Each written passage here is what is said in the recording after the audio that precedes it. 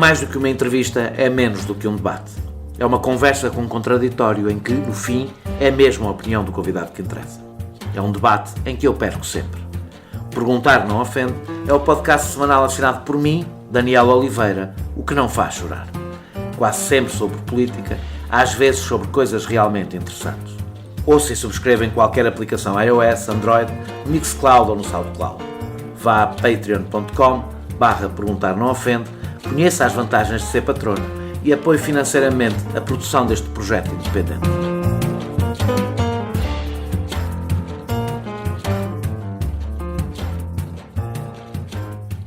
Durante o período de confinamento, os portugueses convenceram-se do milagre nacional. O autocontentamento foi tanto que parece ter-se esquecido o principal objetivo: achatar a curva. Ou seja, garantir que a pandemia não se descontrolava para que o SNS conseguisse responder e ninguém morresse por falta de tratamento. E, de caminho, ganhar tempo para proteger as pessoas mais vulneráveis. Foi isso que se conseguiu. Mas as expectativas aumentaram e instalou-se a ideia de que o objetivo era fazer desaparecer o vírus, o que parece improvável sem que haja vacina. Quando veio o desconfinamento, o número de novos casos começou a aumentar, sobretudo na região de Lisboa, que tinha uma prevalência menor, tendo em conta a sua população, a densidade e até as condições difíceis de vida em várias periferias. O perfil dos infectados, pelo menos até há pouco tempo, era marcado pela sua condição social. Inicialmente, o governo atribuiu este aumento à realização de mais testes. Os especialistas negaram esta relação, mas é difícil não atribuir a isso a desvantagem na comparação com países que testam menos. E essa comparação tem efeitos na retoma económica de um país que depende do turismo. Os números deixaram de ser um mero indicador para o combate ao vírus, passaram a ser um instrumento político, económico, comercial e até diplomático. Mas olhando para o número de internados em cuidados intensivos e de óbitos, é difícil por enquanto pintar um quadro negro da situação. O secretário-geral da ONU, António Guterres, disse recentemente que as consequências dessa pandemia vão sentir-se nos próximos 2 ou 3 anos, se formos otimistas, ou nos próximos 5 a 7, se formos pessimistas. Perante esta possibilidade, temos de começar um debate de forma pouco apaixonada. Até onde estamos dispostos a ir e que preço estamos dispostos a pagar? E só podemos fazer este debate se não nos deixarmos tomar pelo transtorno ciclotímico que nos caracteriza. Perceber em que pé estamos, aquilo em que falhamos e aquilo em que era inevitável que falhássemos. Um pouco para lá das variações diárias de números. É para saber em que pé estamos que convidei para o Perguntar Não Ofende de hoje Henrique Barros. É doutorado em Epidemiologia, presidente da Associação Internacional de Epidemiologia, diretor do Instituto de Saúde Pública da Universidade do Porto e presidente do Conselho Nacional de Saúde. Muito obrigado por ter aceitado este meu convite. Gravamos a 29 de junho e a semana passada foi a pior em novo número de casos desde abril. Apesar da subida ter sido estável, baixa e concentrada na zona de Lisboa e Val do Tejo. Concentrada nas faixas mais jovens, esse crescimento não se sente, por enquanto, muito nas hospitalizações e está muitíssimo longe do pico de abril. Como é que explica estes números, estes vários números a que assistimos neste momento? É difícil saber o que é que estes números estão a representar, porque eles são o resultado de uma série de ações que nem sempre são claras e que nós até inclusive nem sempre controlamos. Eu diria que uma explicação honesta falta-lhe, para ser verdadeiramente honesta, uma informação que nunca tivemos: os resultados dos chamados inquéritos epidemiológicos. Ou seja, se quisermos pôr isto de uma forma muito simples, nós pegamos, por exemplo, em 500 pessoas, 200 pessoas, 1000 pessoas e tentamos saber exatamente onde terá sido que infectaram. E o que é que quer dizer onde terá sido que infectaram? Repara, não é pelo facto de eu olhar para os comboios que estão cheios e saber que as pessoas andam em comboios que eu posso inferir que é nos comboios que infectam. Não é por as pessoas estarem num bar que eu posso inferir que é nesse bar que infectam. O que faz a ciência epidemiológica e sobretudo o trabalho daquilo que se chama a investigação epidemiológica de terreno, e permite-me lembrar-lhe que quando se criou o primeiro grande centro de investigação epidemiológica nos Estados Unidos nos anos 50, aliás, por causa do bioterrorismo, chamou-se-lhe a intelligence, ou seja, é um trabalho detetivo. E é esse trabalho detetivo que estará a ser feito, seguramente, eu sei que está a ser feito, mas que nós não temos ainda resultados. E porquê é que acha que não tem resultados? Porque não houve tempo ainda para ter resultados ou está a falhar alguma coisa? Não, que está a falhar está porque os resultados deviam existir. Não vale a pena encontrar outras explicações. Muito provavelmente é porque a nossa, e isto pode parecer um bocadinho banal e um pouco de um choro habitual, nós não planeamos o número de gente preparada para responder. Quando está a falar disso, está a falar do rastreamento, tá? Não está a falar do rastreamento, está a falar de uma coisa ainda... O rastreamento nós conseguimos fazer.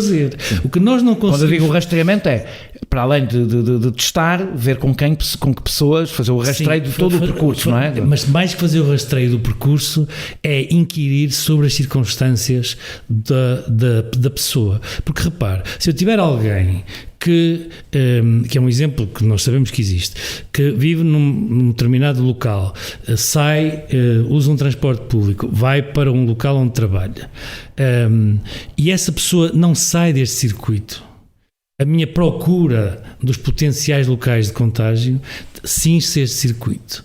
Se alguém que digamos assim, cruza vários circuitos, o esforço, a minha capacidade de encontrar o local importante da infecção fica muito mais complexo. Pode-se dizer que, apesar de todas as medidas que estão a ser tomadas, são tomadas um pouco às cegas, de uma forma intuitiva, por assim exatamente. Eu não queria usar o termo às cegas porque ele não é verdadeiramente às cegas, mas repare, na melhor das hipóteses é probabilístico, onde será mais provável encontrá-lo. Mas o que nós também temos que pensar, e a história da medicina e da saúde pública em particular ensina-nos bem isso, é que muitas vezes nós não estamos a olhar para o sítio certo. E repare, e sobretudo tendemos a fazer uma coisa que é muito perigosa e que fazemos muitas vezes porque não sabemos fazer melhor, porque não temos condições, que é assumir que aquilo que nós estamos a ver é a totalidade do fenómeno.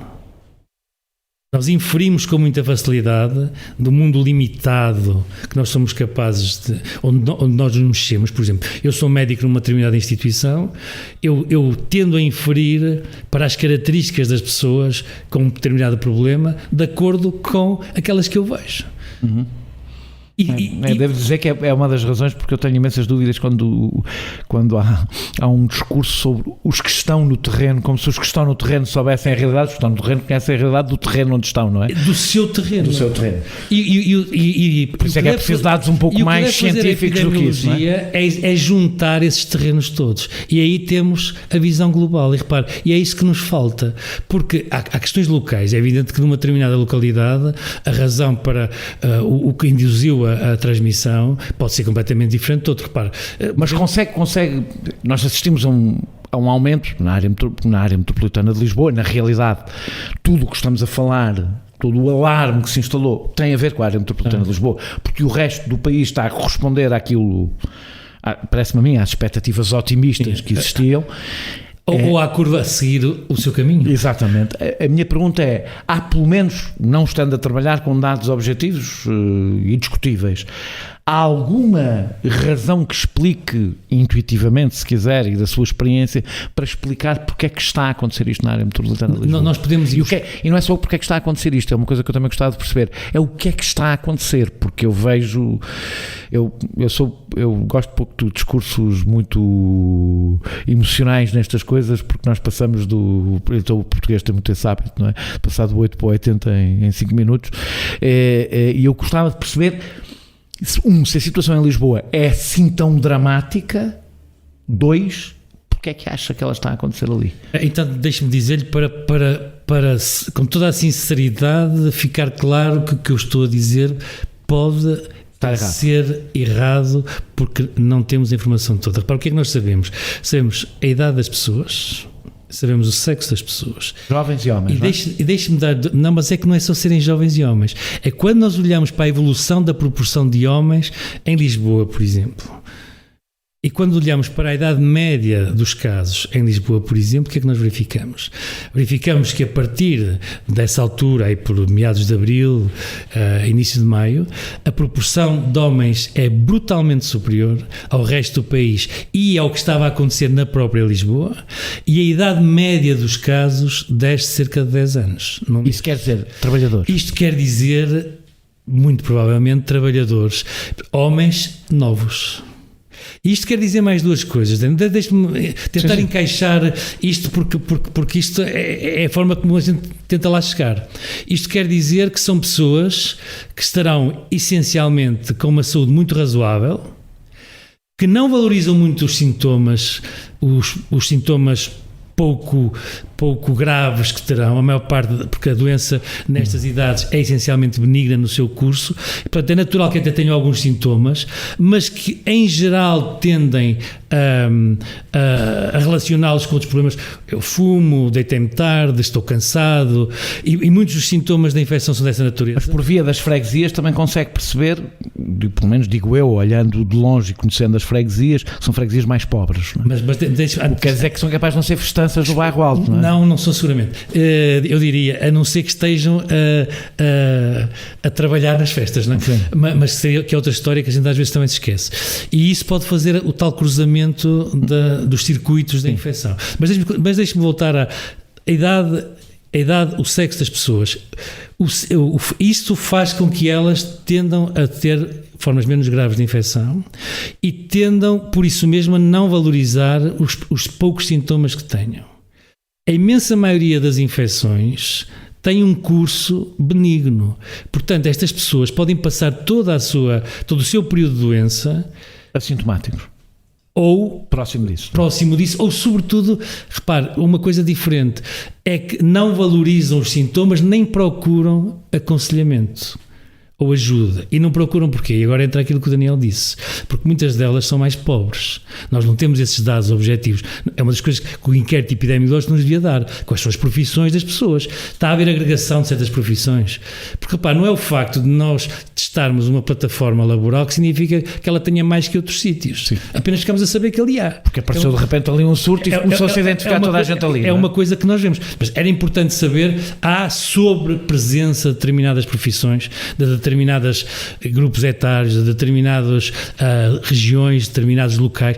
Tudo isso os inquéritos nos dão. Mas como são pessoas mais pobres, tendem a ter menos habituação e capacidade de recorrer a cuidados de saúde. E finalmente aquilo que diz, moram em locais onde a densidade populacional é maior, ou seja, a probabilidade de transmissão aumenta, porque a transmissão é também uma probabilidade. As pessoas têm que se encontrar, o hospedeiro e o agente, têm que encontrar alguém suscetível. Se 3 pessoas vivem numa casa de 100 metros quadrados ou 6 vivem numa casa de 40 metros quadrados, aumenta a probabilidade de infectar é completamente diferente. E são as pessoas vão de carro e outras vão de transportes públicos. E portanto, repare, isto, o que é que pode ter acontecido? A infecção pode ter estado a ocorrer e recuperar, numa forma que não chamava a atenção para os cuidados, os serviços de saúde, porque não recorria a eles, porque são muitas das populações que não estão habituadas a recorrer a eles, porque eles também nem são muito amigáveis às vezes, não estão abertos nas horas que elas estão a trabalhar. E, portanto, isto foi acontecendo, e quando a certa altura se foi procurar por razões, ou por um surto que aconteceu, ou porque se fez realmente rastreio, porque rastreio quer dizer ir à procura de uma coisa sem sintomas, não é? Porque senão é fazer diagnóstico. Quando eu tenho tosse é diagnóstico, não é rastreio. Mas porque se fez isso, não é? Começou-se a encontrar estas circunstâncias. E repare, e aqui há alguma razão para dizer que o facto de fazer testes determina a ocorrência dos casos. Já vamos falar dos testes, porque parte quero desenvolver um bocadinho a ideia dos testes, mas antes, com o desconfinamento não era de qualquer das formas previsível, sim. Previsível que houvesse. E os modelos que nós fizemos modelação matemática. Porque a mim sempre me espantou a ideia de que a gente confinava e desconfinava e a curva não mexia. Parecia pelo menos estranho, não é? Impossível. E nós fizemos modelos. Mas curiosamente no Porto e noutras áreas, de facto, ela não mexeu. Porquê? Porque o Porto teve infecções antes do que Lisboa? O que aconteceu, se continuar... Eu estou aqui a mostrar, aliás, 2 perguntas, porque há uma que é... A outra que eu queria fazer é se o facto de Lisboa confinou antes do Porto. que não confinam antes do Porto, do ponto de vista cronológico, mas do ponto de vista do desenvolvimento da pandemia, confinou antes porque o Porto já tinha um surto e Lisboa ainda não tinha nada de muito significativo, portanto as pessoas fecharam-se em casa com menos gente infectada.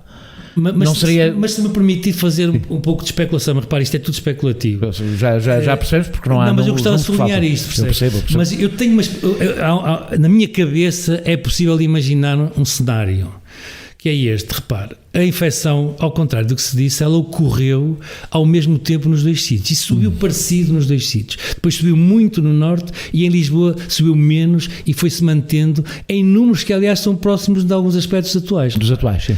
Agora, uma explicação possível para isso era esta, percebe? Quem infectou no norte, isso nós sabemos bem, até porque conhecemos algumas das cadeias e estudamos, foi muito cedo uma população que continua a trabalhar, que é socialmente das populações mais desfavorecidas. Mais desfavorecidas. E que não tinha condições para estar em teletrabalho. Até porque não tem tipo de trabalho. Agora, que se faz em teletrabalho. A hipótese que eu gostava de estar no terreno, se um dia tivesse essa possibilidade e acesso aos dados, era esta. As populações semelhantes na região de Lisboa são fundamentalmente, ou têm um peso grande, os grupos migrantes, e não há a integração transgeracional que existe no norte.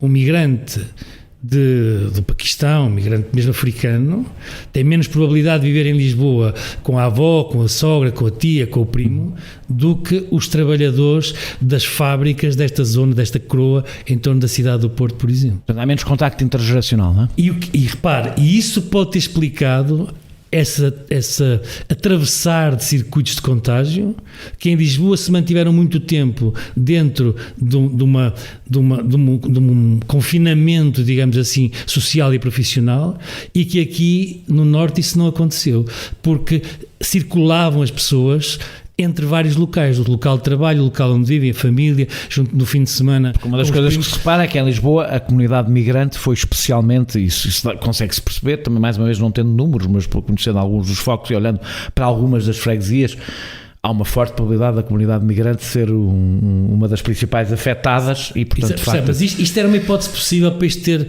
corrido mais depressa e, sobretudo, ter afetado gente mais velha.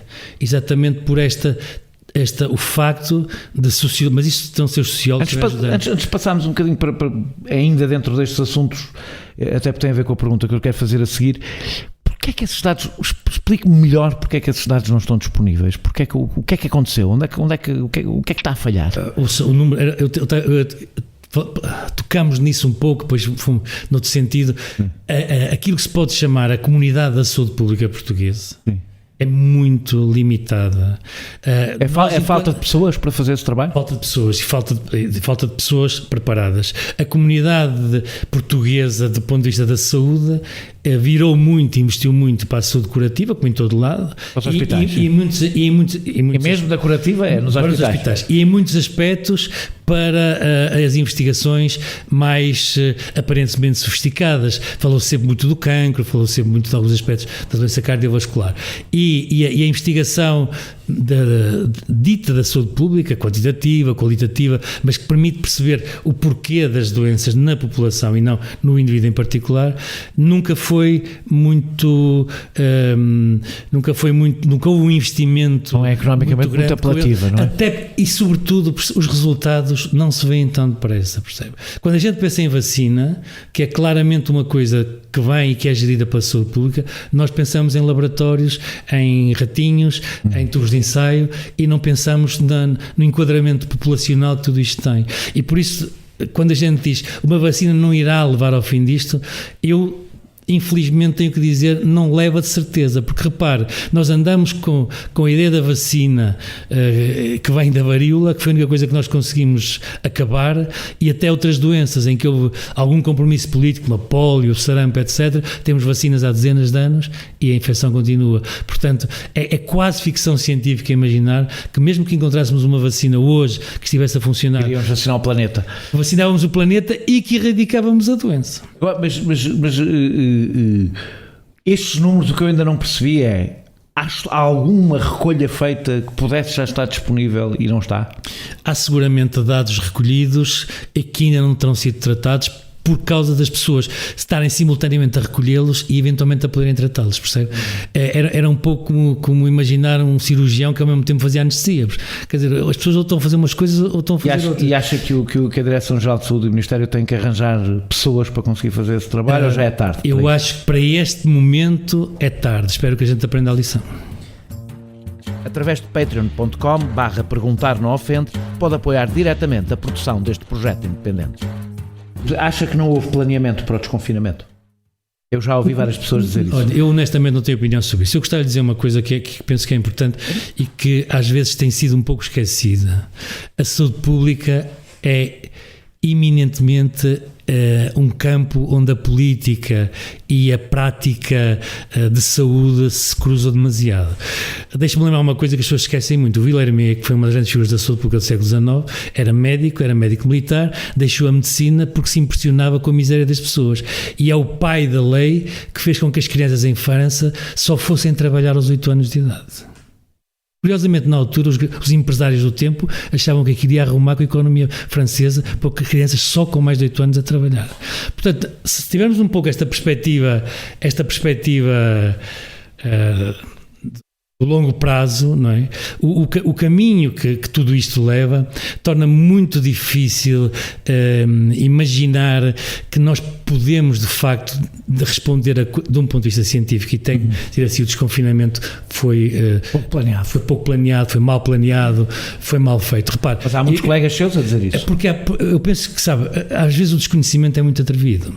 E eu penso que as pessoas têm que ter a noção de uma coisa: nós não temos cidade B, país B, planeta B para comparar. Portanto, o que nós temos que pensar é o antes e o depois. Ir corrigindo aquilo que fazemos se percebemos que as coisas não estão a ir para onde queremos. Porque o que eu gosto de perguntar a mim próprio, não é? E penso que todos como sociedade temos de perguntar aos políticos é que tipo de controle, por exemplo, de infecções querem ter. Em que banda, digamos, de variação querem trabalhar. Os 200 casos de Lisboa são aceitáveis ou não? Essa é que é a resposta que tecnicamente podemos dar. Então vou-lhe fazer essa pergunta, mais ou menos. No início dizia-se que tínhamos de achatar a curva para garantir uma resposta do SNS. Eu confesso que me perdi mesmo aqui. Eu acreditei no que me disseram.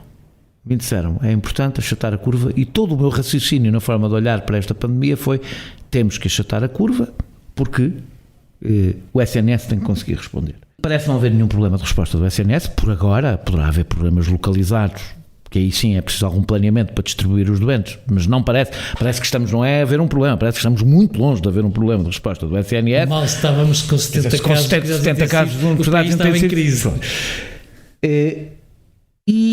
No entanto, eu vejo muitos especialistas muitíssimo preocupados, e a minha pergunta é que se o discurso deixou de ser achatar a curva e passou a ser evitar que o vírus circule, se há mesmo uma tese que acredita que é possível evitar durante muito tempo que o vírus circule. Esta minha pergunta é absolutamente sincera, porque eu confesso que me perdi mesmo aqui a dada altura, porque eu acreditei nas autoridades quando me explicaram achatar a curva. Ora, a curva está achatada, por enquanto. A curva está claramente achatada. Sabe que em toda esta história houve dificuldades. Digamos que a única coisa que foi sempre inequívoca é que a doença era relativa, desde que começou, não é? Com a informação que vinha da China nos primeiros, é que a doença era relativamente benigna nas pessoas mais novas e era grave nas pessoas mais velhas. Portanto, isto dá-nos uma ideia da tal história de quem devemos proteger. Proteger não é proteger à força, é proteger que é uma coisa diferente. Proteger nunca pode ser à força, porque as pessoas têm direito a não ser protegidas. Exatamente. Têm direito a ser deixado em paz. Exato. O ponto foi que houve uma forma de olhar para isto desta maneira, muito matemática, dizendo assim, bom, isto, como nós estamos todos suscetíveis, isto cresce de uma forma exponencial e, portanto, se a gente não fizer qualquer coisa, em muito pouco tempo tem milhares e milhões de casos. E era, digo-lhe, manifestamente um exagero. Nós sabemos, olhando para trás, que nem nas situações mais naturais, as coisas, nas piores dos cenários, as coisas nunca funcionaram bem assim. E daí vinha depois algumas comparações com a gripe, podemos lá ir se quiser. Mas houve muito esta ideia, não é? Temos que fazer qualquer coisa, não podemos deixar isto subir. Ou não podemos deixar isto subir. Repare, numa infecção desta natureza só tinha uma resposta: confinar.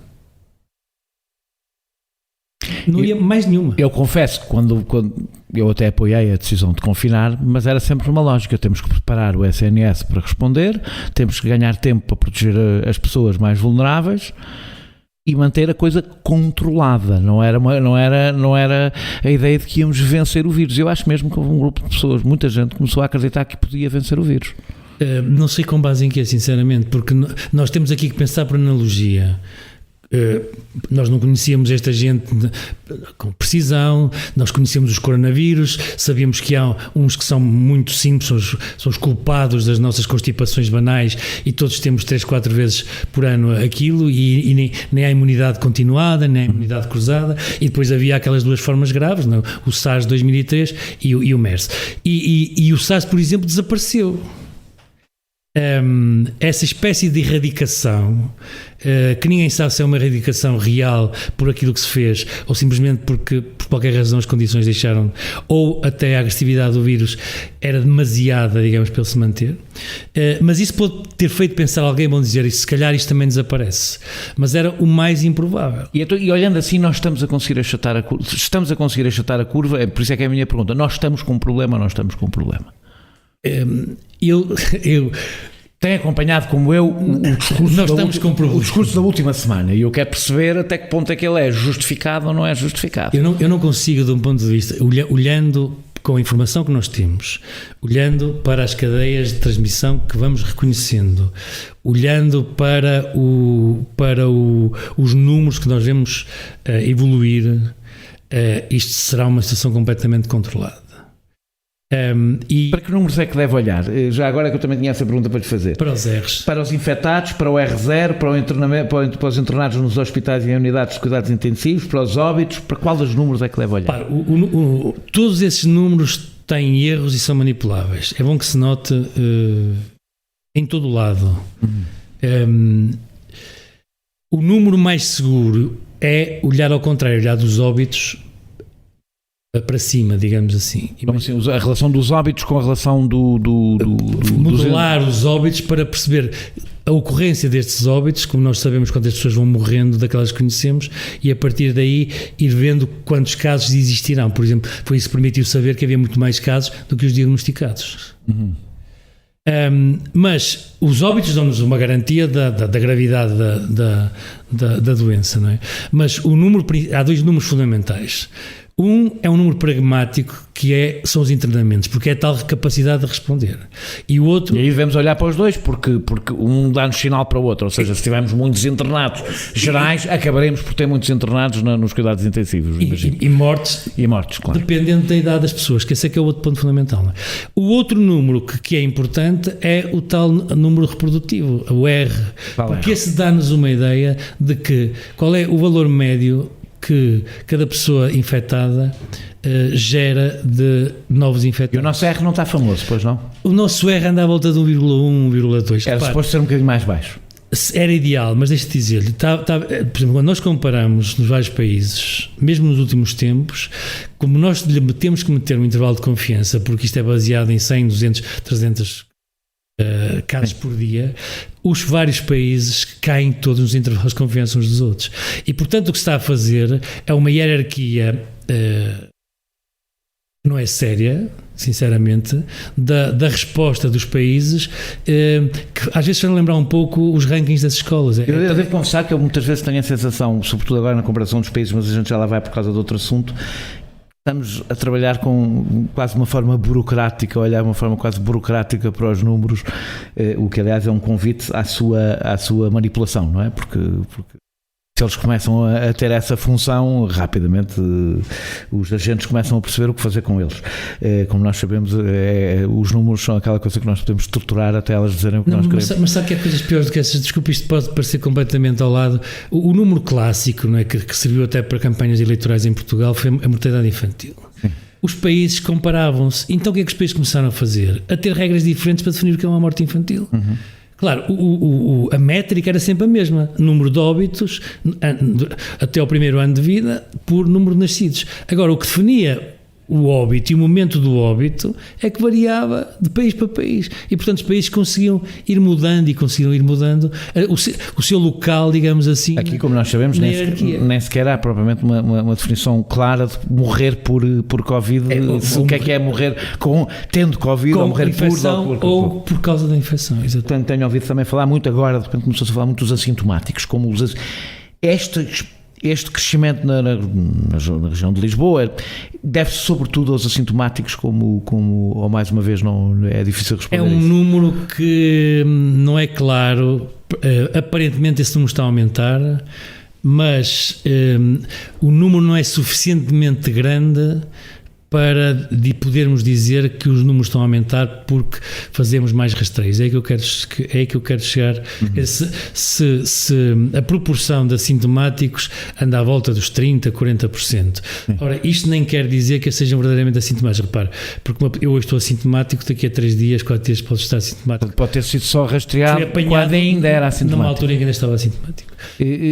Falando do rastreamento, uma das razões por que se defende o rastreamento é para a possibilidade de isolar essas pessoas.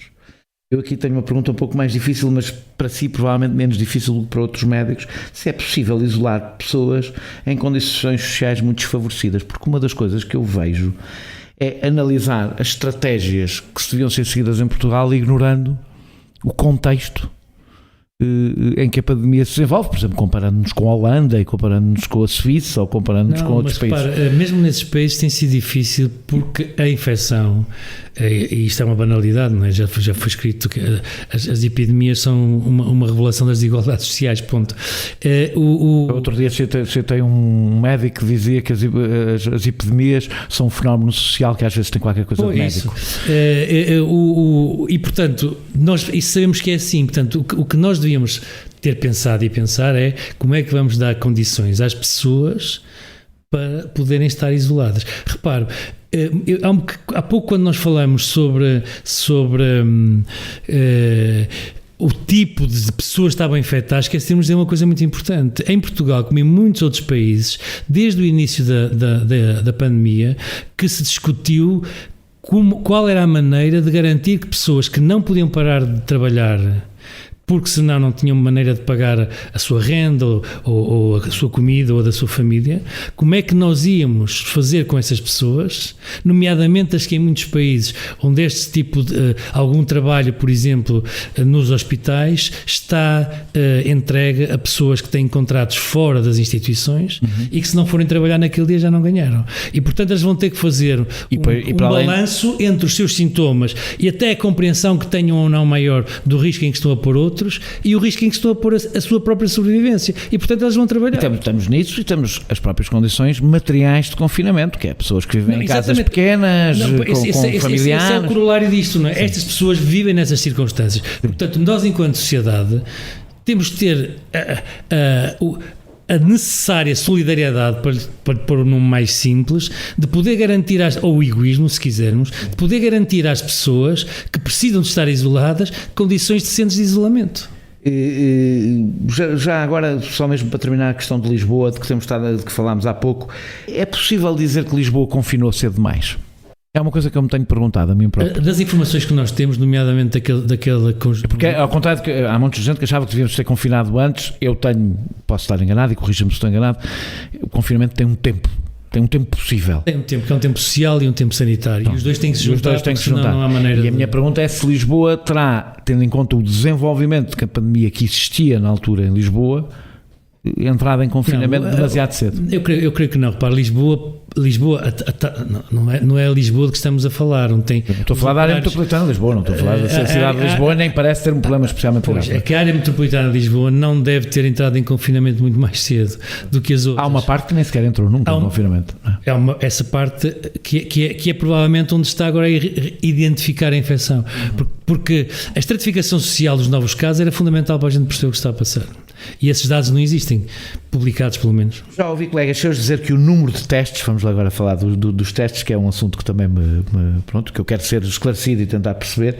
Já ouvi vários colegas seus dizer que o número de testes que se fazem não é relevante para avaliar o número de infectados. Confesso que não compreendo a lógica desta afirmação e queria compreendê-la. Estando nós a falar de estatísticas e sendo evidente que não temos acesso ao número real de infectados por causa dos assintomáticos, por exemplo, como se pode ser indiferente à amostra com que trabalhamos? Ou seja, toda a gente usou muito com o Trump, porque o Trump me disse uma coisa, agora eu nunca pensei em dizer esta frase, o Trump tirou daí a conclusão que me parece absurda, que é mais vale não testarmos e assim temos menos casos. Não é disso que eu estou a falar. Agora, a afirmação inicial, extraordinariamente, até me parece relativamente óbvia do ponto de vista estatístico. Se testamos mais, temos uma amostra maior, em princípio aparecem-nos mais infectados. Isto parece-me uma evidência, mas que parece que recentemente ouvi muitos especialistas e eu não sei assim tanto de estatística, estudei qualquer coisinha e parece-me uma coisa óbvia, que a amostra aumenta, em princípio não aumenta o número de infectados, aumenta o número de infectados que nós conhecemos. Os números de infectados estão lá na mesma. Infelizmente é um bocadinho mais complexo do que isso. Então, porque se a gente quiser esconder a coisa, faz muitos testes onde sabe que a probabilidade de estar a infecção é pequena. Também é verdade, sim. Portanto, também podemos manipular a amostra. Exatamente. Sim. Portanto, o ponto é este. Repare, nós temos duas maneiras de fazer o diagnóstico. Ou é clínico ou é laboratorial. Quando nós falamos no teste, estamos a falar no diagnóstico laboratorial. Eu gostava de chamar a atenção que muitos doentes foram internados, por exemplo, aqui no Norte, no Porto, em particular, onde estamos agora a falar, foram internados com testes negativos, mas com critérios inequívocos clínicos e, em alguns casos, nunca se chegou a ter um diagnóstico positivo laboratorial e, noutros casos, o diagnóstico laboratorial apareceu depois. Sabe, não sei se as pessoas muitas vezes não estão atentas a estes pormenores mais técnicos, mas é possível fazer o diagnóstico desta doença pelo tipo das lesões, ou seja, mesmo sem teste. Mas é em pessoas doentes, com sintomas, com muita falta de ar. Alguns destas pessoas iam quase diretamente para os cuidados intensivos. Portanto, repara, há a clínica e há os testes. Há uma coisa que nós temos chamado a atenção para isso, tentamos chamar, é que nós não devemos comparar as coisas que não são verdadeiramente comparáveis. Ou seja, se eu quiser comparar a evolução ao longo do tempo, eu devo, por exemplo, olhar para a evolução dos casos clínicos. Ou então olho para a evolução dos casos laboratoriais. Agora, quando eu junto as duas coisas, eu já estou a ter uma mistura cuja ponderação de ambas eu não sei muitas vezes qual é. Então vamos. Mas eu não sei se é claro o que eu estou a dizer. Repare, se eu olhar sempre para a evolução dos casos clínicos, sim, isto pode-me dar uma ideia sobre a evolução da doença na população, que fica muito alterada pelos testes. Repare, imagine que a certa altura eu primeiro só tenho quase casos clínicos. Repare que isto é a história da epidemia em Portugal. Eu primeiro só tinha praticamente casos clínicos. Não fazia testes, não é? Porque não era fácil fazer testes, não havia nem testes. havia sequer os testes para fazer. Disponíveis com facilidade. E a certa altura comecei a acrescentar os testes. E muito bem. Mas designei as pessoas da mesma maneira, mas elas não eram iguais, não eram as mesmas populações. Não usavam os mesmos. E portanto, eu não posso ter eu uso, e nós usamos uma curva única, mas isso não é. Então a minha pergunta é assim. Há uma coisa que parece evidente. Houve um argumento que foi dado que o número de casos estaria a aumentar porque aumentaram os testes. Parece que isso não é verdade por uma razão. Desde o início do desconfinamento até agora, o número de testes não aumentou. Até parece que houve uma altura... De acordo com os números que diz, até diminuiu um bocadinho. Portanto, não é essa a explicação. São dois debates. Um é porque é que aumentou, o outro é a nossa comparação com outros países. E aí vai ser praticamente impossível alguém me convencer que nós podemos comparar o número de casos de países que testam muito com países que testam pouco. Não parece. Podemos, se compararmos casos clínicos só. Só casos clínicos, exatamente. Mas não é o caso. Mas nós estamos a mostrar, nós e os outros todos. Está toda a gente a mostrar. Mas todos os países têm essas estatísticas. Acha que podem ou não mostrá-las, que é uma coisa diferente. Então, concluindo, acha que o número de casos... Não estou aqui a valorizar ou desvalorizar a evolução. É uma pergunta mais técnica. Que o número de casos não é um dado muito fiável. Olá, eu sou a Raquel Marinho e pode ouvir o meu podcast de poesia associado ao Perguntar Não Ofende em o poema ensina a cair.pt. O número de casos é fiável. Tal como está a ser apresentado. Não, como está a ser, repare, ele tem esta mistura, se quiser eu diria assim, o número de casos, tal como nós estamos a olhar para ele, desfavorece-nos, porque o esforço para os encontrar agora é maior do que foi há um mês atrás. Isso eu penso que é inequívoco. O esforço que é o esforço de os encontrar, que é a preocupação clínica, repare, de testar ou de encontrar de forma clínica. Porque repara uma coisa, a pessoa infecta. Se eu só interrogar 2 ou 3 dos seus conviventes e ficar por aí, eu só encontro no máximo 2 ou 3 casos. Se eu rastrear Mas mais... se eu alargar o círculo das relações, eu vou apanhando cada vez mais pessoas. Portanto, este número prejudica quem se esforça mais. Este número prejudica quem se esforça mais, sempre. A conclusão não é só que não é do Trump que vamos deixar de testar. Ele sabe muito bem porque é que eu disse. Pois, claro, com certeza. E às vezes devo dizer, quando a gente vê os países a fecharem as fronteiras uns aos outros com base nisto, dá vontade, não lhe dou razão, mas às vezes dá vontade de lhe dar razão. É a tal lado político da saúde pública. Exatamente. Numa entrevista disse que se as pessoas vissem doentes a morrer com esta doença, o seu comportamento seria diferente. Acha que o medo que se instalou não é suficiente ou isto foi apenas uma forma de contestar, de constatar um facto? É uma forma de constatar um facto e isso sim é, se quiser, uma informação técnica. Nós sabemos que não vale a pena usar o argumento do medo quando nós não estamos a ver as coisas. Aprendemos isso na perfeição com o VIH, por exemplo. E, portanto, só quando as pessoas começaram a ver as pessoas próximas... Ou nós somos capazes de levar racionalmente as pessoas a perceberem o risco e quando eu digo isto quero dizer adaptar a forma de explicar, porque nem todos temos a mesma capacidade de manusear a informação, ou então simplesmente metendo-lhes medo é inequivocamente um síndrome do Pedro e o Lobo. O lobo não aparece e, portanto... o problema não existe. Eu sinto enganado, que ainda é o pior de tudo. Devo dizer que eu não conheço uma única pessoa infectada, o que faz com que o vírus... Tanto que eu disse não parece muito todo. O vírus é para mim uma coisa... É que as pessoas não são... conheço pessoas que já estiveram infectadas, não conheço ninguém que diretamente, alguém que esteja neste momento infectado. Faz sentido a divulgação diária de números? Isto tem a ver exatamente com a pergunta que lhe fiz antes. Fizéssemos o mesmo com outra doença, as pessoas entrariam em pânico. Eu queria fazer uma proposta que era fazer uma coluna do Covid e ao lado a coluna dos AVCs, dos acidentes vasculares cerebrais. Casos e mortes por dia. E a minha pergunta é se não estamos a criar um ambiente com efeitos devastadores para a saúde mental das pessoas. Ou seja, eu quero agora começar com ainda por cima de saúde, está ligado à saúde pública, que é sensível... Tem uma característica pouco habitual na maior parte dos médicos, que é sensível a outra coisa para além do sítio onde está o foco apontado da sua especialidade. Estou a ser um bocadinho venenoso com os médicos, mas os médicos sofrem do problema da especialização, que é uma forma de grande conhecimento e de grande cegueira ao mesmo tempo. A minha pergunta é se nós não estamos a criar com um ambiente... acho que nunca vivemos uma experiência destas. Na história da humanidade, nós nunca tivemos um mundo tão mediatizado, portanto, nunca tivemos uma pandemia com um mundo tão mediatizado.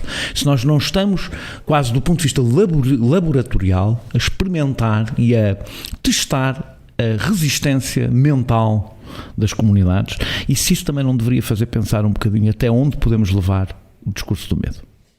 É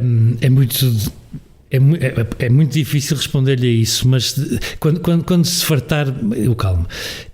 Repara, neste assunto não me vou fartar porque este é um assunto que eu gosto especialmente. Eu, se tivesse ter decidido quando a pandemia apareceu, eu decidiria exatamente aquilo que foi feito. Falar com as pessoas, dizer-lhes o que estava a acontecer.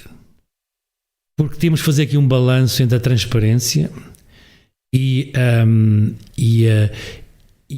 a criação de um ambiente excessivamente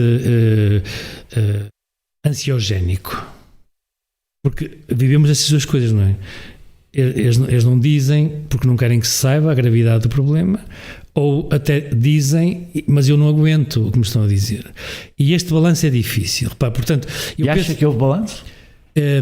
Se calhar a certa altura poderia começar-se a espaçar mais, mas estou convencido que haveria vozes a interrogarem-se porque é que não era dito.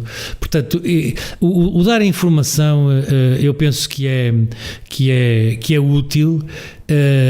Não esperaríamos provavelmente tantos meses a dar esta informação, digamos, fazer esta espécie de narração em contínuo, porque para, eu tenho-me interrogado muito, quer dizer, o que seria todos os dias, nós podemos imaginar um mundo ou uma televisão que todos os dias dissesse quantas pessoas morriam ou eram internadas com 1 ou 2 ou 3 problemas. E estou convencido que ninguém tinha quer dizer, que ninguém aguentava isso. Os acidentes de automóveis, eu provavelmente deixava de meter no meu, não é? Mas também é uma coisa interessante. Ainda eu não sei qual é a partilha de visualização daqueles números, mas ela deve ter algum interesse, porque as televisões não falam noutra coisa de manhã, à tarde e à noite.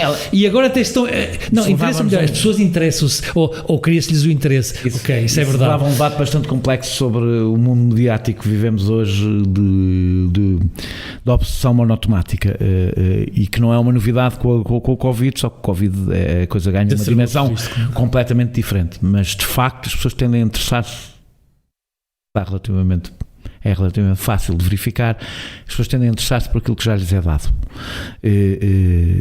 numa espiral que, num caso que mexe com a saúde das pessoas, que nós sabemos, é sabido que é das coisas que tem maior interesse mediático sempre, a saúde das pessoas, é das coisas que vende mais jornais com facilidade, a saúde e a segurança são as duas coisas que vendem mais.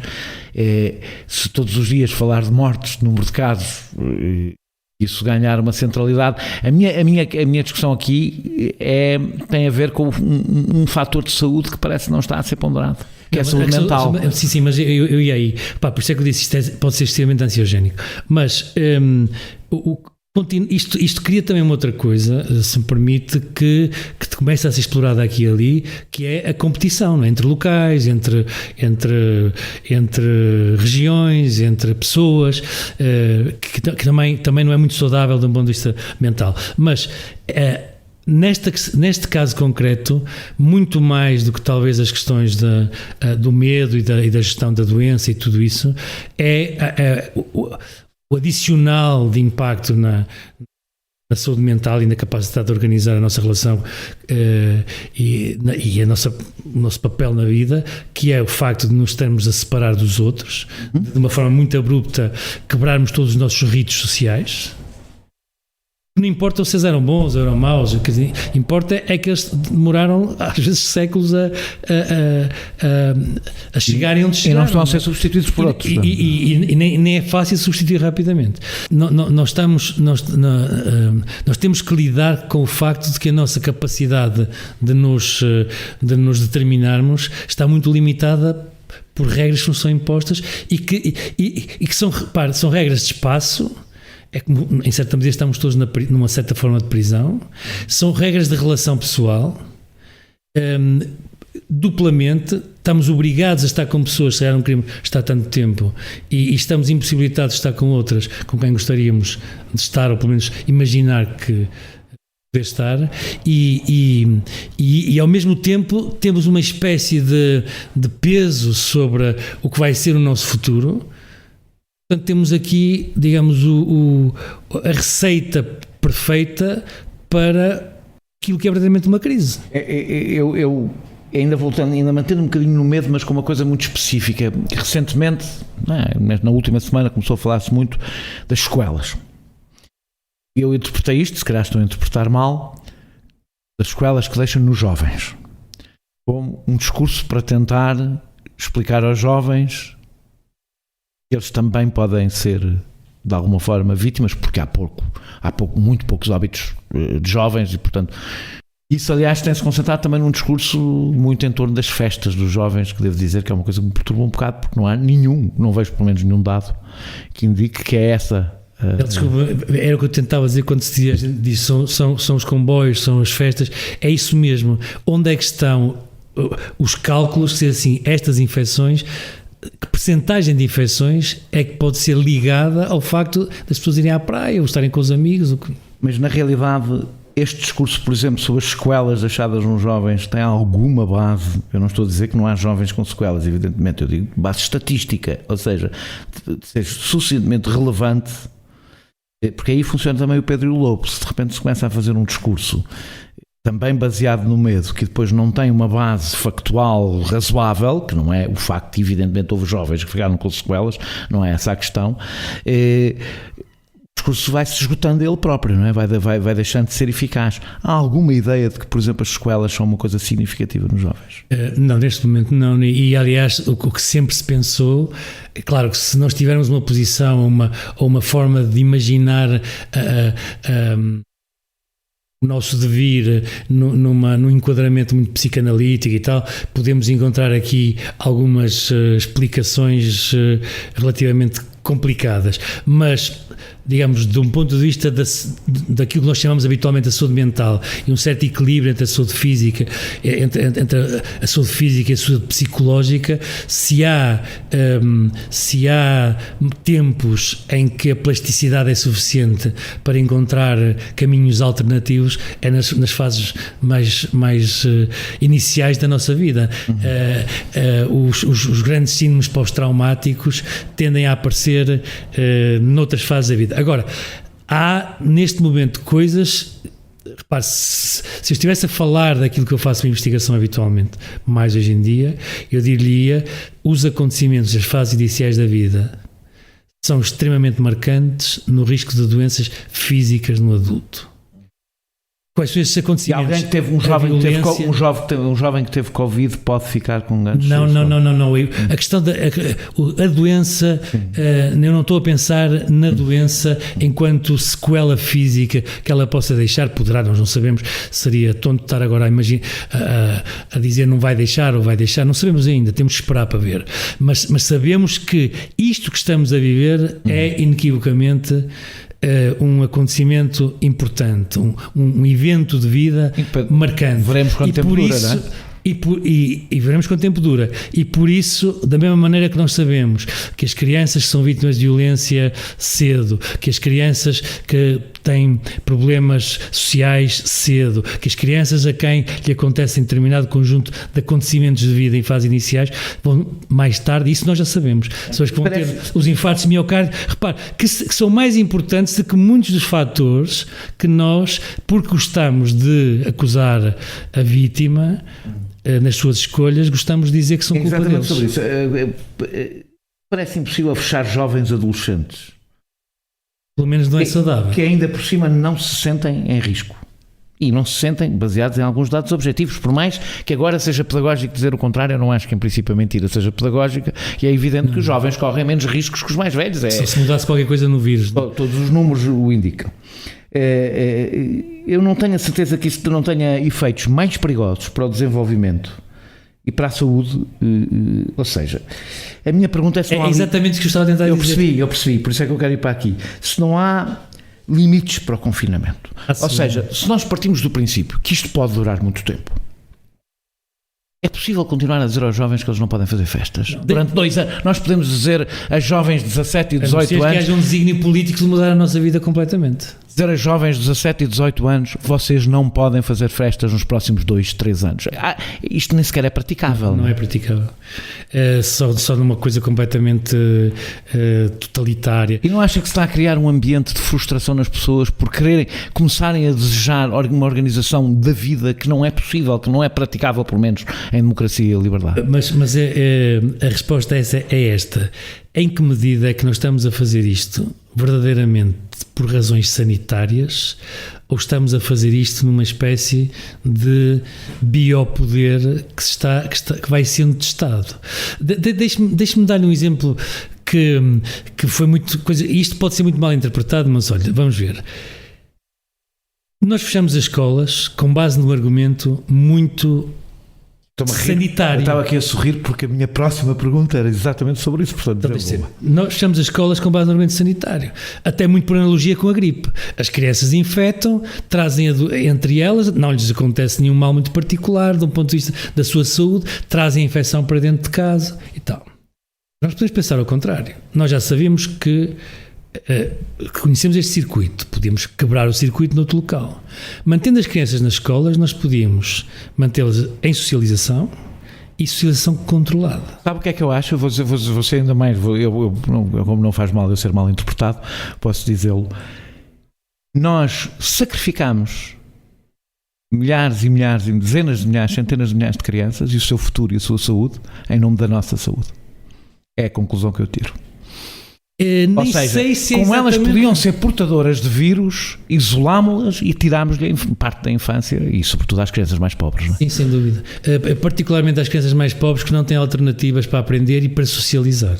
Agora, a minha pergunta é que ainda por cima fizemos de uma forma um pouco estranha e isso envolve-o indiretamente por ser presidente do Conselho Nacional de Saúde. Mas olha, espera, deixa-me dizer, teve aí uma grande confusão. Não, já me vai responder, já não precisa de... Há decisões muito difíceis de perceber e uma delas desautorizou o Conselho Nacional de Saúde. Mas é isso, Daniel, desculpa, que não foi o Conselho Nacional de Saúde. Permita-me fazer aqui uma clarificação. Em Portugal há muitos conselhos e muitas coisas. Foi o Conselho Nacional de Saúde Pública. E quero lhe dizer uma coisa. Não faz mal, mas a minha pergunta eu também lá estava. Então também é do Conselho Nacional de Saúde Pública, então a pergunta mantém-se. Mas não queria, era que isto caísse sobre 29 pessoas que não estavam lá. Ok, então pronto. Como é membro do Conselho Nacional de Saúde Pública, isto também o envolve assim, e peço desculpa a quem me está a ouvir pelo lapso. As escolas abriram, pelo menos pareceu-me desautorizar, o Conselho Nacional de Saúde Pública não chegou sequer a tomar uma decisão e o Primeiro-Ministro arranjou uma maneira de se basear numa outra instituição qualquer que fizesse parecer que a decisão não era política e tinha uma base técnica. Mas a decisão é impossível dizer que não é, toda ela absolutamente atamancada e absurda. Porque se abriram creches e aulas de 11º e 12º ano, mas encerraram-se universidades e escolas básicas. Portanto, ponto assim abriu, fechou. Não há aqui qualquer critério possível que seja de saúde pública, impossível de determinar. Faz algum sentido as escolas continuarem fechadas? As escolas preparam-se, como sabe, para continuarem fechadas, muitas até depois do verão. E as universidades preparam-se para, à custa da pandemia. Não têm vontade nenhuma de voltar a... À custa da pandemia, poupando dinheiro, porque é essa verdadeiramente a única razão, porque o estão a fazer e usar a pandemia é no mínimo de mau gosto. Eu aqui nesta matéria sou menos moderado, porque acho que a autonomia das universidades dá imenso jeito quando dá imenso jeito. O que lhe quero perguntar é, faz algum sentido, olhando para a realidade que conhecemos, sabendo o que já sabemos sobre o vírus, que é mais do que sabíamos, que em setembro as escolas não abram todas? Na minha opinião, se estivermos como estamos agora, não faz sentido nenhum. Mas deixe-me dizer-lhe uma coisa que eu penso que é importante e que eu gostava muito de ser capaz de deixar clara para mim próprio e para os outros quando falo com eles. Nós temos de fazer um balanço. Se nós abrirmos, é possível que haja mais infecções. É da natureza das coisas. Agora, a saúde pública, e isso é simultaneamente do lado que ela tem de mais belo e de mais aterrorizador, é um balanço porque não há riscos zero. E o que nós temos de ser capazes é, por um lado, perceber o que é pior. É mesmo isto, o que é pior? Algumas infecções ou gente que nunca mais, que perde meses, anos da vida dela, que não vai conviver, que não vai crescer em conjunto, que se vai fechar. Tudo coisas contra as quais nós éramos enquanto sociedade. É por isso mesmo que a saúde pública, a palavra política está bastante mal vista, mas a saúde pública é, dentro da saúde, a mais política de todas. É totalmente. No sentido em que equilibra, tem que olhar para vários, tem que fazer aquilo que a política passa a vida a fazer, que é a escolha do mal menor. Exatamente. E não sente que, agora vou ser ainda, acho que vai ser ainda mais difícil do ponto de vista para um médico. O facto de termos, nós estamos no domínio, portanto, há de vez em quando, na história, no debate político português e não só, dá-se todo o espaço aos especialistas. Portanto, o que interessa é o que dizem os especialistas. E como eu estava a dizer há pouco, os especialistas têm um foco apontado para uma coisa. Não acha que neste momento se construiu um discurso e uma narrativa sobre o vírus que torna muito difícil essa escolha do mal menor? Ou seja, que o vírus não esteja à frente de tudo o resto. Repara, sim, mas não é culpa dos especialistas. Não, o que eu gostava... Não, mas especialistas falam do que sabem. Os especialistas... não, eles não valem. É que o problema, da minha opinião, é pior, sabe? Eles valem o que sabem, muitas vezes não é muito. E são tão pessoas como os outros que não são especialistas, com os mesmos as mesmas invejas, os mesmos interesses, os mesmos medos, as mesmas dificuldades. O que é que quer dizer com isso? As mesmas invejas, os mesmos medos? O que quero dizer com isto é que é muito difícil, particularmente numa circunstância destas, separar o que seria tecnicamente inequívoco do que são as nossas interpretações sobre o mundo. Acha que gostávamos de viver. Acha que há algum tipo de pulsão corporativa, por vezes, não, as pulsões corporativas existem sempre. Não tenho dúvidas nenhumas sobre isso. Mas não é tanto isso que eu penso. Está a falar o que eu penso é que nós estamos a ter de tomar decisões que são decisões que estão para lá de um gesto técnico. Até porque não temos fundamentação científica suficiente. Acha que há muitos técnicos a tirarem-se para fora de pé? Eu acho que há muitos técnicos a tirarem-se para fora de pé, claramente. Porque sabe, o papel da ciência é transferir para, por um lado, o que a ciência espera, e as universidades, pelo menos eu nisso, talvez possa ser considerado um pouco conservador, ou muito, como não sei, é que nos deem algum espaço onde possamos pensar livremente. E depois um espaço para transferir esta inquietação para quem tem que decidir. E que saiba pelo menos que está a decidir sob inquietações, não sobre certezas. E quando se pedem certezas à ciência, é um absoluto inequívoco, porque a ciência é sobre a pergunta, não é sobre a resposta. Acha que neste momento, por exemplo, grande parte do que se está a fazer em relação ao vírus é com base em muito pouca informação? Pouquíssima informação e mais, inclusivamente, repare, são coisas que a gente se apercebe, inclusivamente em jogos de tabuleiro de próprios interesses. Repare, tudo isto sobre quando há vacina, quando não há vacina, já está na fase 2, já está na fase 3. Isto tem a ver com os próprios interesses económicos que estão por trás de tudo isto. As máscaras não são, e o discurso sobre as máscaras não é uma coisa meramente técnica. Há interesses sociais, há interesses económicos, há interesses éticos até. Há todo um pensamento sobre a ética da relação que a máscara completamente destrói.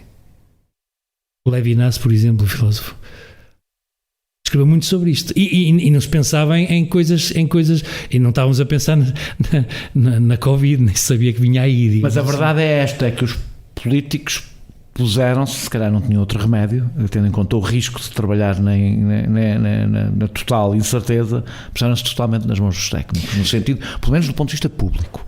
Pelo menos do ponto de vista público. Mas se nós olharmos para os últimos 30 ou 40 anos, muitas das grandes decisões políticas, elas tiveram sempre os técnicos como uma espécie de instrumento.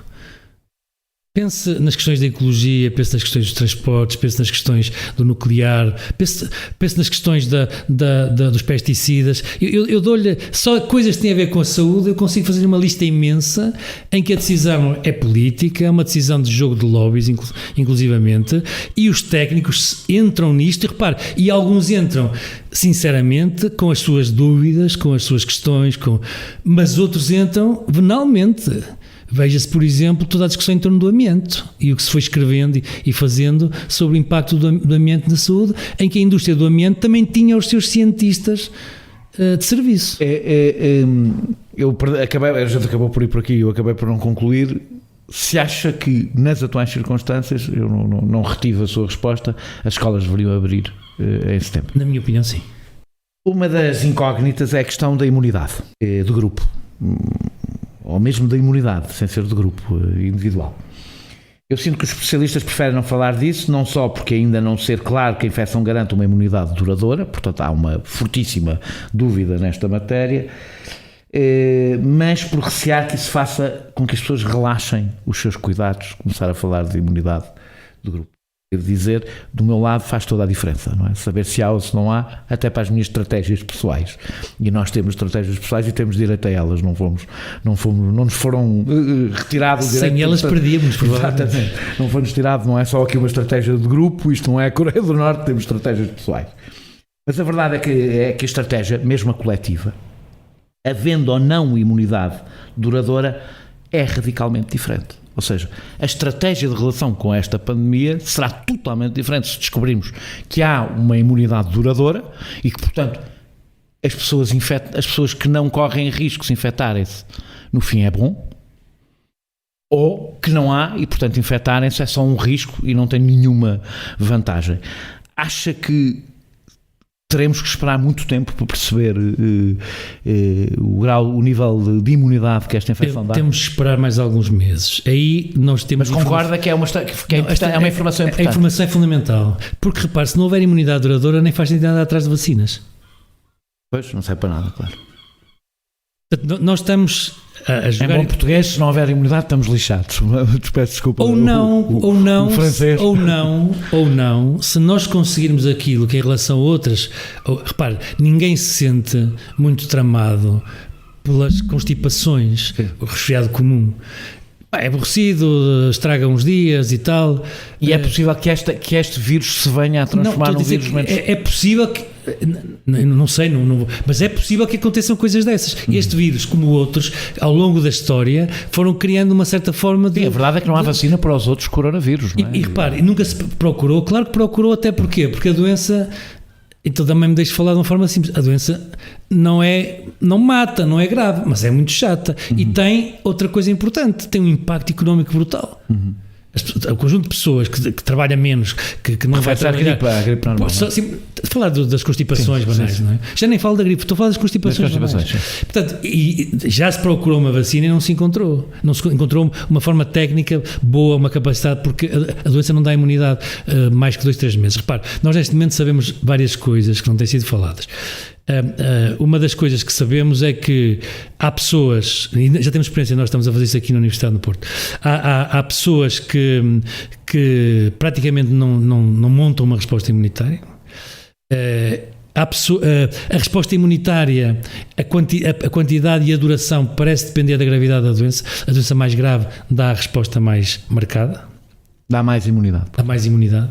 Portanto, digamos assim, as festas para infectar não fazem sentido, porque o risco seria demasiado, desta perspectiva, mas ainda não sabemos quanto tempo é que ela dura, não sabemos objetivamente. E vamos demorar uns meses. E vamos seguramente demorar uns meses até saber, porque nós ainda não sabemos de certeza absoluta se aquela resposta imunitária que nós encontramos é eficaz de um ponto de vista da proteção. Se não é simplesmente um indicador... Repare, um exemplo que toda a gente compreende e conhece. No VIH nós temos anticorpos, aqueles anticorpos não nos protegem.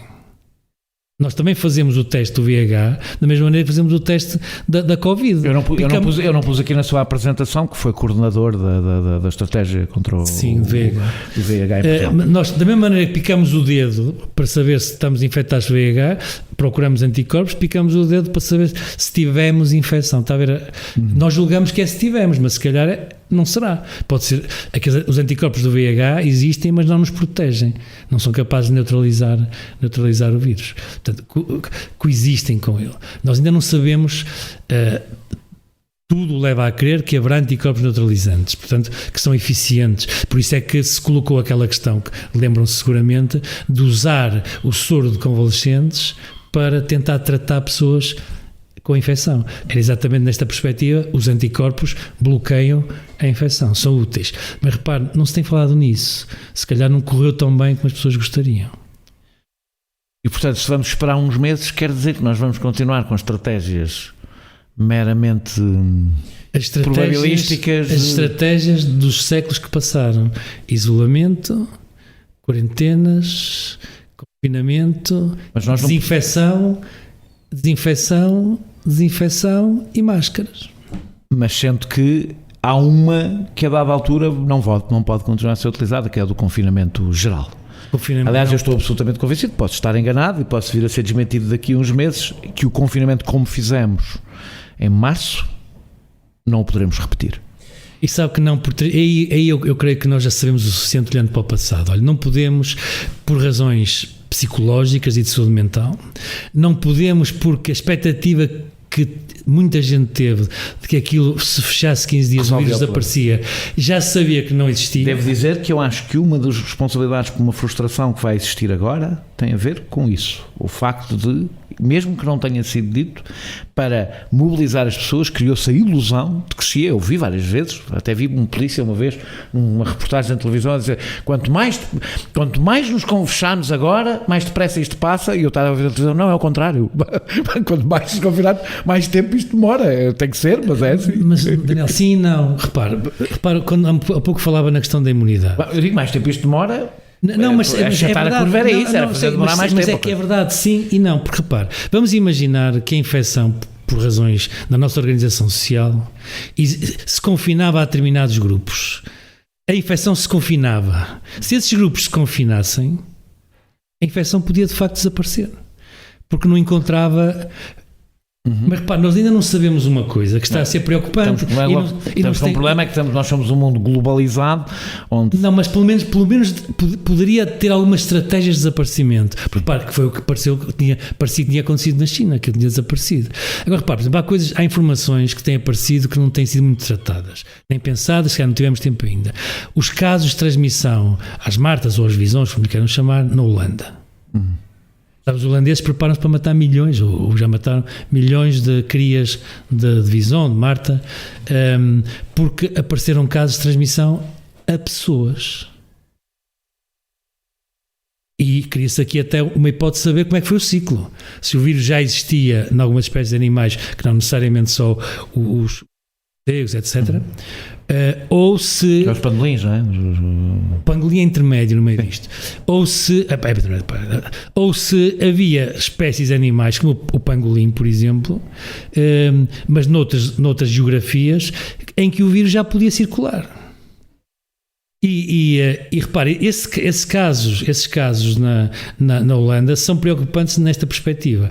É que a forma de nós atacarmos uma doença que não tem outro hospedeiro que não os seres humanos, é o caso do sarampo, foi o caso da varíola, dar-nos perspectivas de conviver com ela completamente distintas de uma doença que tem hospedeiros definitivos noutras espécies ou que tem hospedeiros intermédios importantes. Completamente. Se o vírus for simultaneamente humano e capaz de se adaptar a animais, não daquela forma anedótica do caso do gato belga que infectou ou um outro animal de estimação que já aconteceu, ou estes exemplos das martas, das grandes produções de martas na Holanda, mas se de facto o vírus encontrar hospedeiros animais, ele tem múltiplas estratégias de sobrevivência e nós também temos de ter a nossa estratégia de viver com ele, percebe? E seria possível imaginar uma circunstância em que a imunidade de grupo, porque essa é a ideia, não é? O vírus não encontrar suscetíveis e, portanto, desaparece. E isso pode acontecer se ele só circulasse em algumas, que foi o que aconteceu, por exemplo, com o MERS e se calhar foi o que aconteceu com a SARS. Ele não saltou... Mas não há sinais que vai ser isso que vai acontecer com este. Ouça, com 10 milhões de infectados começa a ser complicado. Claro que se a gente puser isto em perspectiva e quiser ter medo... Pensa assim, o que é que foi a gripe? Repara, a gripe havia 1.500 milhões de habitantes, infectou um terço da população mundial. A gripe espanhola. Espanhola de 1918. Corresponderia agora a infectar à volta de 2,5 mil milhões de pessoas, não é? E matou cerca de 50 milhões, são números calculados, não há certeza. Esta matou meio milhão até agora. Esta até agora matou cerca de meio milhão. Portanto, estamos a 100 vezes, 1000 vezes menos... Mas também aí eu sou otimista, não é? O mundo que nós temos para lhe responder não é o de 1918.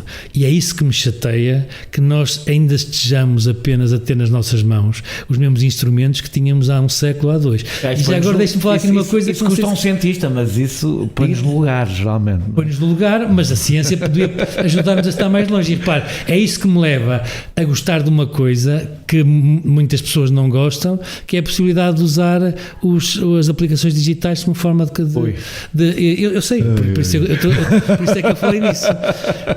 Porque repara... No dia em que o médico perceber o problema disso, há um problema cognitivo.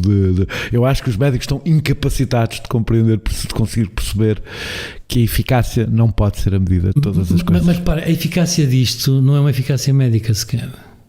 Não, eu acho que é uma eficácia política e é a pior possível. Não, mas há uma eficácia política, pode haver uma eficácia política, mas eu nem sequer estou a falar do que pode acontecer. Não, mas eu falo de outra coisa que não é o que pode acontecer. É o precedente que abre na cabeça das pessoas como uma coisa aceitável. Repare, eu tenho pensado nisso, pode imaginar, sim, claro. E não tenho certezas. Aliás, tenho uma posição muito Beckettiana, se quiser, é errar no melhor. Mas o que eu penso é o seguinte: neste momento, quem está infectado. Para quem não percebeu, nós estamos a falar de aplicações tracking, digitais. Das aplicações digitais, que está em debate em Portugal, aliás, como uma possibilidade brevemente. Uma pessoa infectada, a polícia sabe onde ela está. Não a deixa sair à rua. Eu penso que a aplicação, feita com determinadas regras, me dá muito mais liberdade do que aquilo que a saúde pública, tradicionalmente, a partir sobretudo do século XVIII, do lado da autoridade sanitária, me retira. Eu penso que nós estamos a... Repara, Eu estou calado, mas eu confio mais num polícia do que numa aplicação.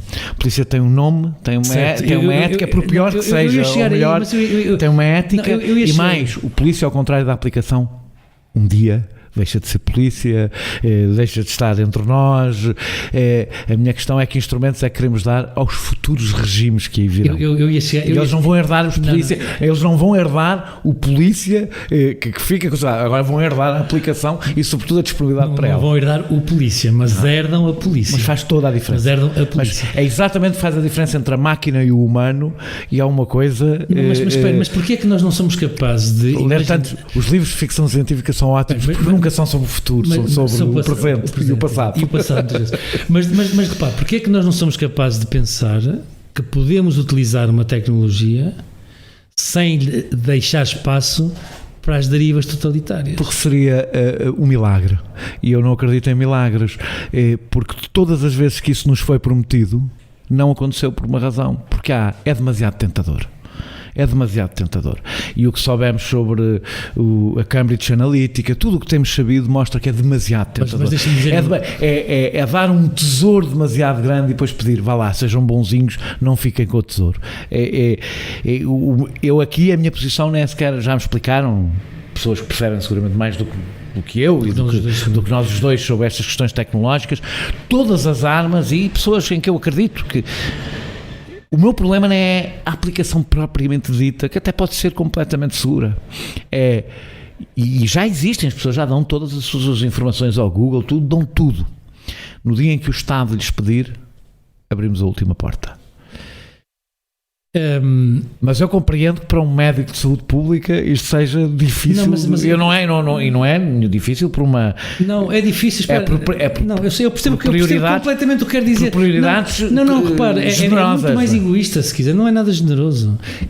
Porque é que eu, 6 ou 7 séculos depois, para o mesmo problema... ainda tem as mesmas soluções. Porque nós ainda temos algumas limitações que são as mesmas. Que diabo, não havia aviões há 500 anos atrás, já havia a roda, Mas continuamos a ter uma coisa que nos deixa desesperados. Continuamos a morrer. Isso não vai mudar. Não, mas isso também... Espero que nunca mude. Mas isso pode nos ajudar a encontrar maneiras de viver melhor. Já nem é sequer viver mais, percebe? O viver mais é uma coisa que... Mas é preferível não vivemos muito mais, porque já se percebeu que chegámos ao limite a partir do qual... Há uma fase a partir da qual o interesse disso é relativamente moderado. Mas não me importa viver até aos 150, mas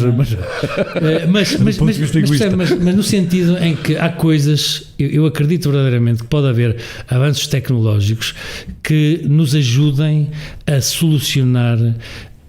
Agora, também quero dizer uma coisa, esta aplicação não vai resolver o problema, pode ajudar... Ajuda sobretudo ao rastreamento. A identificar, a que as pessoas se identifiquem, ou se faz no fundo aquilo.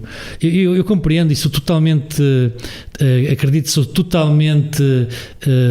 totalmente em sintonia com esse gosto particular pelo que é humano. Posso lhe dizer, tem interesse nenhum em particular, mas eu estou totalmente ausente das redes sociais. Já eu estou totalmente presente. E por isso, essa é uma das razões. Compreendo melhor. mas percebo que portas é que não devemos abrir. Certo, mas isto, repare, tanto quanto eu sei, não abre uma porta, na verdade. Sei lá, eu sinto mais a Google sabe onde eu estou, onde eu moro, tem a fotografia da minha casa, pode ir pôr. Olha, falta o carimbo do Estado. Só lhe falta o carimbo do Estado. É que eu acho que faz diferença quando o Estado dá um determinado passo. Eu não sou um liberal, portanto não acho que as empresas devam fazer, o Estado não é isso.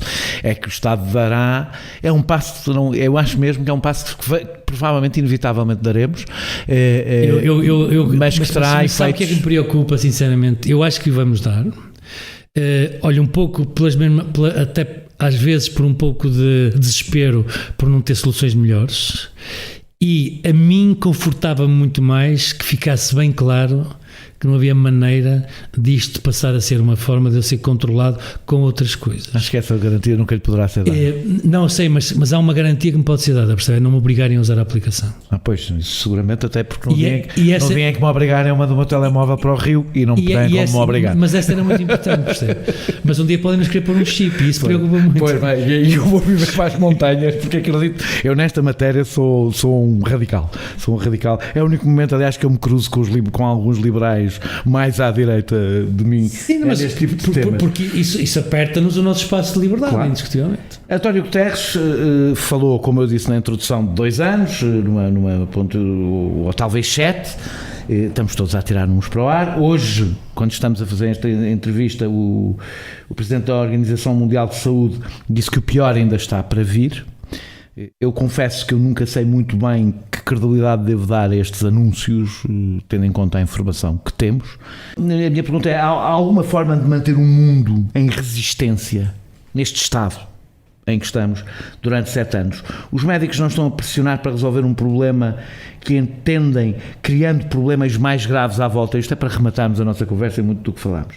Se não estamos a ser vítimas da tecnocracia da obsessão dos especialistas. Ou seja, o que eu quero dizer é, se isto for uma coisa de meses, de um ano, todas as medidas de confinamento que tomamos são, podemos dizer, aceitáveis, não é? Ou seja, sim, provavelmente deixámos a economia de rastros durante muito tempo, pesamos valores e, como disse há pouco, estamos sempre a fazer a escolha do mal menor.